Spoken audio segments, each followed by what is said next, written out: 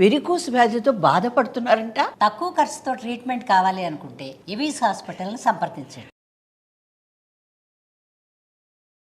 నమస్తే అమ్మా. నమస్తే అమ్మా. అమ్మ, ఇంట్లో అగరత్తులు వెలిగిస్తాం కదా, ఎందుకు వెలిగిస్తాం? దానికి గల కారణాలేంటి? అంటే కొన్ని ముఖ్యమైన సమయాల్లో వెలిగిస్తే దాని తద్వారా వచ్చే ఫలితం వేరేగా ఉంటుంది అని అంటున్నారు. ఇందులో నిజం ఎంత? అగరబత్తులు దేనికి వెలిగిస్తామమ్మా? పొగ కోసం, అంతే కదా. ధూపము అనేటటువంటిది ఒక ప్రత్యేకమైనటువంటి ఉపచారం. భగవంతుడికి మనం చేసే షోడశోపచారాల్లో ధూపమాఘ్రాపయామి అని చేస్తాం. ఈ ధూపం ఎట్లా ఉండేది? పూర్వకాలం చక్కగా బొగ్గులు మంటలు పెట్టుకుని మంచి కణకణ మండుతున్నటువంటి బొగ్గుల్లో సుగంధ ద్రవ్యాలు, సాంబ్రాణి, పాలమడ్డి, ఇట్లాంటివన్నీ చాలా ఉంటాయి. ఇవన్నీ కలిపి చక్కగా వేసి ఇల్లంతా గుమగుమలాడేటట్టు పొగ ఉండేది. ఇది మనకి ఇప్పుడు ఎక్కడ కనపడుతోంది? చిన్నపిల్లలకి పొగ వేయడం దగ్గర మాత్రమే ఉంది. తలంటి పోసి పిల్లలకి సాంబ్రాణి వేస్తూ ఉంటాం. ఈ గుగ్గిలము ఇలాంటి పిల్లలకి గుగ్గిలం వేయం, ఇంట్లో వేయడానికి మైసాచి గుగ్గిలం యూజ్ చేస్తాం. అంటే ఇంట్లో వేయడానికి. పిల్లలకి శాండిల్వుడ్ పౌడర్ వేస్తాం కాదమ్మా, పిల్లలకి సాంబ్రాణి మాత్రమే. సాంబ్రాణికి ఉన్న లక్షణం ఏంటంటే సాంబ్రాణి పొగ శరీరంలో ఏ మూల ఎక్కడ తడి ఉన్నా పీల్చేస్తుంది. అందుకే తలంటి పోసి తల్లో తడి ఉంటే పిల్లలకి జలుబు చేస్తుందని. ఒంట్లో పిల్లలు బాగా బుద్దుగా ఉన్నారనుకో, ఇలా తొనలుగా ఉండి ఆ జాయింట్స్ లో తడి ఉండిపోతుంది, పాచిపోతూ ఉంటుంది అప్పుడప్పుడు. అందుకని అట్లాంటి చోట్ల ఉన్న తడి అంతా కూడా ఎండిపోవాలంటే సాంబ్రాణి పొగ చాలా బాగా పనిచేస్తుంది.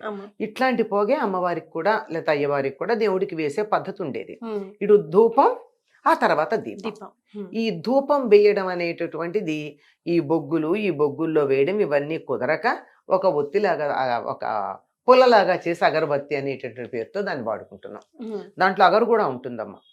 అగరు, సాంబ్రాణి, గుగ్గిలం ఇలాంటివన్నీ చాలా ఉన్నాయి, చందనం ఇలాంటివన్నీ కలిపి. మరి అలా దేవుడికి పరిమళ భరితమైనటువంటి ధూపం వేయడం అన్నది చాలా ప్రధానం.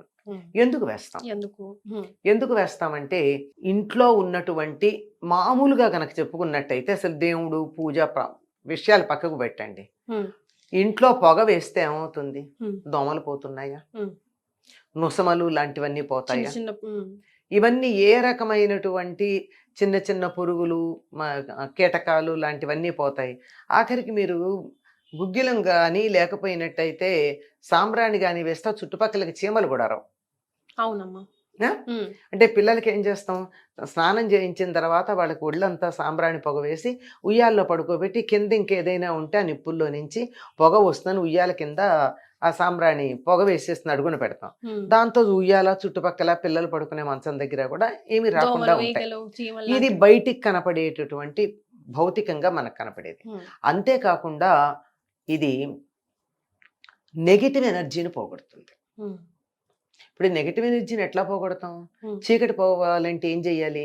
చీకటిని చేత్తో తోస్తే వెళ్ళిపోతుందా? వెళ్ళిపోదు. ఏం చేస్తే పోతుంది? ఓ చిన్న దీపం వెలిగిస్తే పోతుంది. అలాగే మన ఇంట్లోకి పాజిటివ్ ఎనర్జీ రావాలంటే ఏం చెయ్యాలి? నెగిటివ్ ఎనర్జీ పోవాలి అంటే దాన్ని తోస్తే పోదు, పట్టుకుని పాతుకుపోతుంది. మనం బతిమాలిన కొద్దీ ఇంకా గట్టిగా నిలబడుతుంది. అందుకని ఏం చెయ్యాలి? పాజిటివ్ ఎనర్జీని తేవాలి. బాబోయ్ నేను ఇక్కడ ఉండలేనని అది పారిపోతుంది. దాన్ని డామినేట్ చేసే విధంగా. అంతే. దీపం వెలిగించగానే చీకటి పారిపోయినట్టు పాజిటివ్ ఎనర్జీ రాగానే నెగటివ్ ఎనర్జీ పోతుంది. అందుకని నెగటివ్ ఎనర్జీ పోవడం కోసం అని చెప్పి పాజిటివిటీ బాగా ఉండడం కోసమని ధూపం వేస్తాం. ఈ ధూపం వేసేటటువంటి ప్రక్రియ మన దేశంలోనే ఉందని మనం అనుకుంటున్నాం. ప్రపంచంలో అన్ని దేశాల్లోనూ అంటే ఒక్కొక్క పద్ధతిలో తేడా ఉంటుంది కానీ వాళ్ళకి అందుబాటులో ఉండేటటువంటి వస్తువులు, వాళ్ళకి అందుబాటులో ఉండేటటువంటి పరిమళ ద్రవ్యాలు, వీటన్నిటి కారణంగా వాటిని బట్టి వాళ్ళు చేసుకుంటారు తప్ప మానటం అన్నది లేదమ్మా. ఈ నెగిటివ్ ఎనర్జీ పోయి పాజిటివ్ ఎనర్జీ రావడం కోసం ధూపం అన్నది వేస్తాం.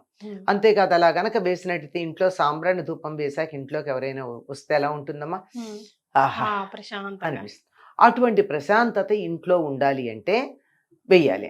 ఆ వేస్తే ఇంట్లో వేసుకోండి అంటే మనం ఎంత గొప్పవాళ్ళం అంటే మనకి ఏదైనా మంచిది అంటే చెయ్యం కదా. దాని మీద కుతూహలమే ఉండదు మనకి. పర్వాలేదు, కాసేపు కూర్చో, కాస్త రిలాక్స్ అవ్వు, కాళ్ళు చాపుకొని కూర్చో, టీవీ చూడు అంటే ఉండే ఇంట్రెస్ట్ ఈ చిన్న పని చెయ్యంటే ఉండదు. ఉమ్, అందువల్ల దేవుడికి ధూపం వెయ్యాలి అని చెప్పాం.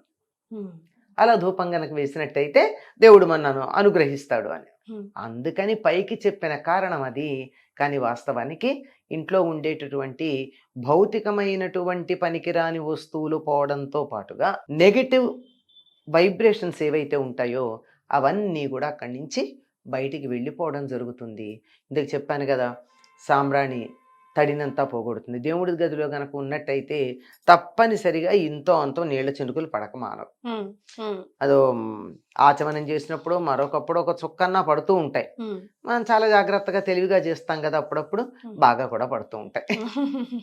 ఉమ్, ముందు అర్జెంట్ అయిపోవాలి కదా. మరే మరి దేనికైనా తీరుకుంటుందో లేదో తెలియదు, కానీ దేవుడి దగ్గరకు వచ్చేప్పటికి టైం అయిపోతూ ఉంటుంది అందరికీ. తొందర తొందర తొందర తొందర అని. మరే ఆ తొందరలో అక్కడ నీళ్ళు అవి పడి అదంతా చికాకు దుర్వాసన రాకుండా ఉండడానికి కూడా, కొంచెం తడి ఏదన్నా ఉంటే ఆరిపోవడానికి కూడా ఇదంతా సహకరిస్తుంది. అందువల్ల ధూపం అన్నది వేస్తారు. ఉమ్, ధూపం వేయడంలో ప్రయోజనం ఏమిటి? మరొక ప్రయోజనం కూడా ఉంది. అమ్మా ఒకటి వాతావరణంలో ఉన్న చెడు పోగొట్టడం, ఉమ్, మరొకటి ఆధ్యాత్మిక వైబ్రేషన్, Vibrations. నెగిటివ్ వైబ్రేషన్స్ పోగొట్టడంతో పాటుగా ఆరోగ్యానికి కూడా చాలా మంచిది. ఉమ్.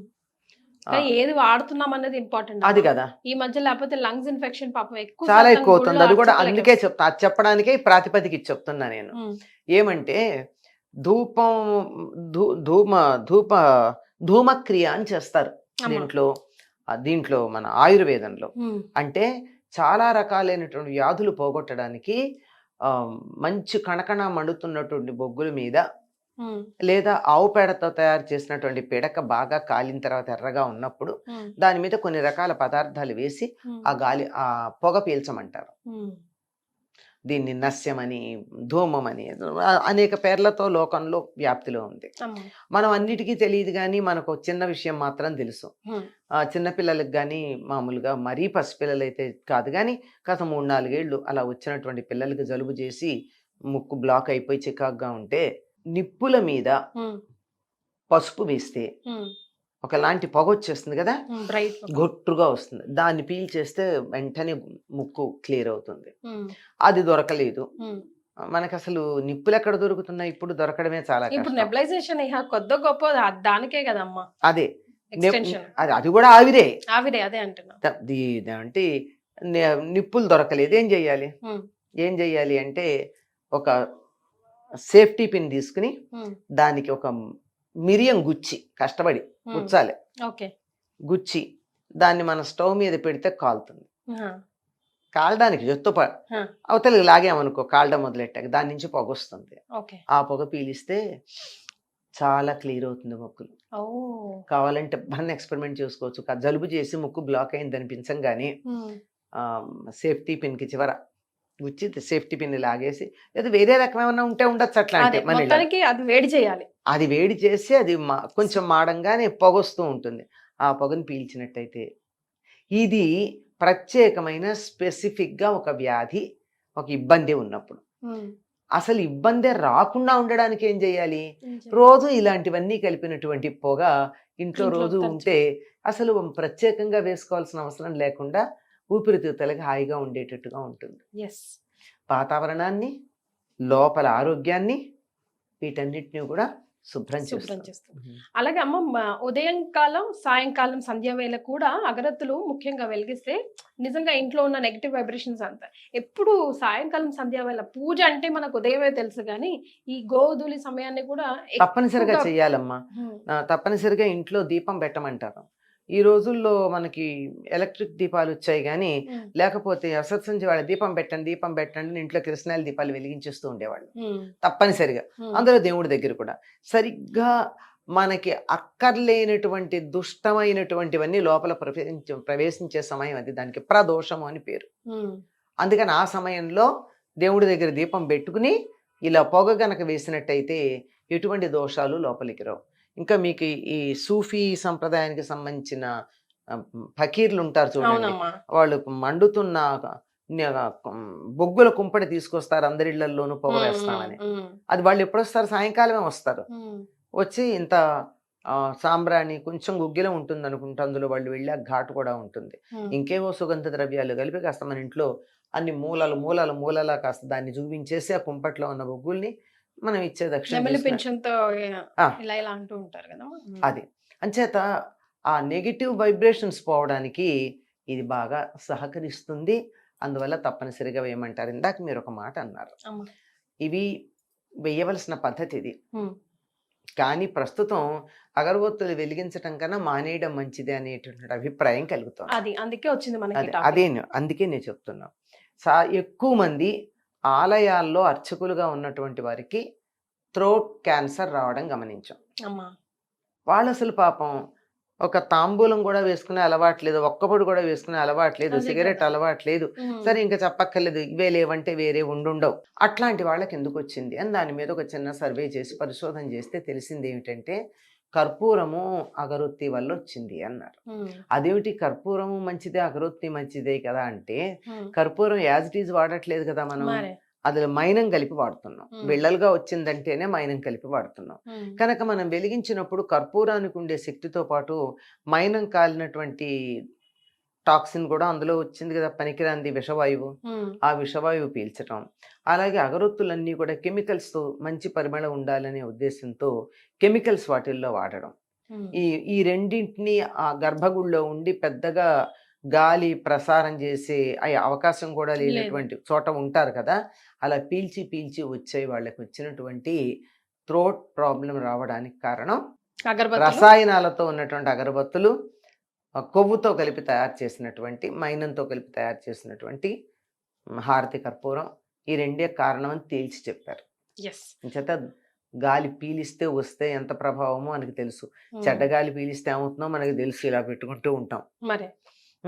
కొన్ని గాలులు పీలిస్తే తుమ్ములు వస్తూ ఉంటాయి, ఉమ్. కొన్ని ఆహ్లాదంగా ఉంటాయి. దీన్ని బట్టి ఏం తెలుస్తోంది, మనకి పనికిరాంది కాక పనికొచ్చే ఆహ్లాదకరమైనటువంటి పరిమళాల వల్ల మనలో ఏం మార్పు వస్తుందో తెలిసి మన పెద్దలు మనకి ఎటువంటి ధూపం కావాలో నిర్దేశించి చెప్పారు.